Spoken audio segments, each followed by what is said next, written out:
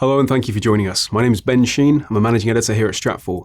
And today I'm joined by Vice President of Tactical Analysis, Scott Stewart. And we'll be talking about the most recent attack in Garland, Texas. So, Scott, what we saw in the evening of May 3rd, 2015, two attackers armed with Kalashnikov-style rifles attempted to conduct a mass shooting incident at a controversial art exhibition in Garland, Texas. What do we know so far about the nature of the attack? Well, Ben, it really looks like just another one of the long litany of attacks that we've had surrounding the Muhammad cartoons. I mean, really going all the way back to early 2006, we've had just, incident after incident of violence. Early on, we saw things like, embassy burnings and the burnings of, restaurants and shops. And then later on, we've been seeing, more targeted attacks. Most recently, of course, we had the Charlie Hebdo attack in January in Paris. Where that newspaper was attacked over this same issue. And then a month later in Copenhagen, Denmark, a similar type of free speech cartoon event with a high profile speaker was attacked by a lone gunman. So these incidences, continue to happen. And this issue continues to stir violence and obviously emotions. Do we know anything about the attackers themselves, Scott? Because one of them, Elton Simpson, he was actually a convert to Islam, wasn't he? Yes, Simpson's interesting. He actually had been rolled up by the FBI in early 2010 for attempting to travel to Somalia to fight with al-Shabaab.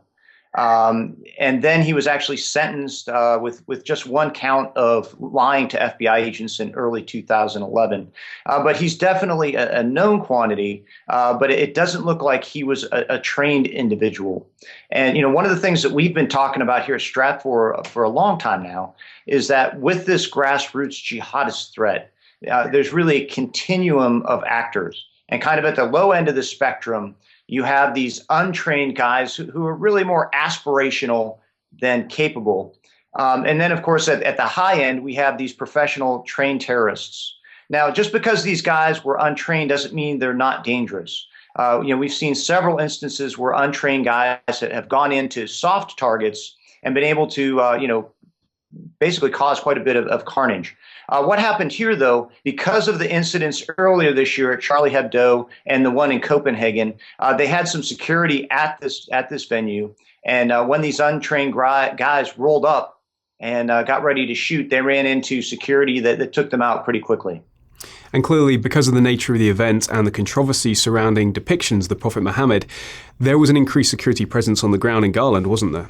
Yes, and really that's what happens with these low-level grassroots guys. They're capable of hitting these soft targets, unprotected targets, but when it comes to more difficult targets with security is where they run into problems. And clearly Simpson had been previously turned away from fighting overseas, in this case with al-Shabaab.